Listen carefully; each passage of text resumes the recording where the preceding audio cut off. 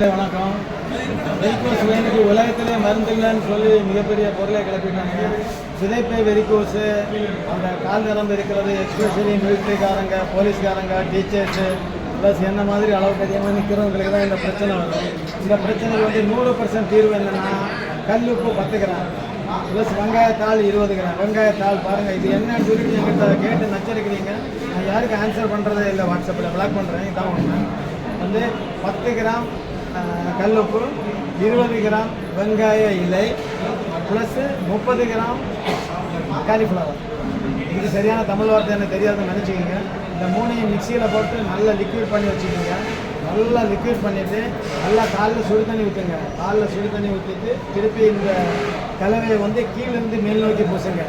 கீழேருந்து மேல் நோக்கி பூசிட்டு 1 hour தாண்டி திருப்பி நல்ல சுடு தண்ணி ஊற்றுங்க. டெய்லி 5 தடவை ஒரு 20 நாள் பயன்படுத்திங்கன்னா விதைப்பையிலையும் அப்படித்தான். விதைப்பையில் அளவுக்கு அதிகமாக சுடு தண்ணி ஊற்றவே கூடாது. கால்களில் நல்ல சுடு தண்ணி ஊற்றுங்க.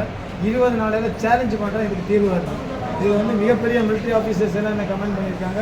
இது ஒரு இலவசமாக கிடைக்கக்கூடிய இவ்வளோ ஒரு அற்புதமான ஒரு மருத்துவம் உலகத்தில் இல்லை அப்படின்னு நிறைய கமெண்ட் பண்ணியிருக்காங்க.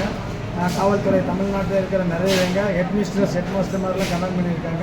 நான் நினைக்க போகிறேன் இதுக்கு எனக்கு அவார்டு கிடைக்க போகிறது உறுதின்னு நான் நினைக்கிறேன். ஐயா, அது எப்படி பூசணுன்றதை கேட்குறாங்க. அது கீழே இருந்து மேல் அது எப்போ நைட்டு பூசலாங்களா? இல்லை பொதுவாகவே இந்த பூச்சி வந்து நைட்டு பூசவே கூடாது.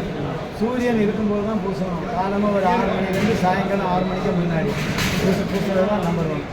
அப்படி பயன்படுத்துங்க. 100% தீர்வு நாங்கள் சேலஞ்ச் பண்ணுறோம். இதுக்கு உங்களுக்கு காசு பணம் துட்டு எதையுமே நாங்களும் கொள்ளாடிக்கல, உங்களுக்கே இல்லை. உங்கள் வீட்டிலேருந்து பயன்படுத்தக்கூடியது.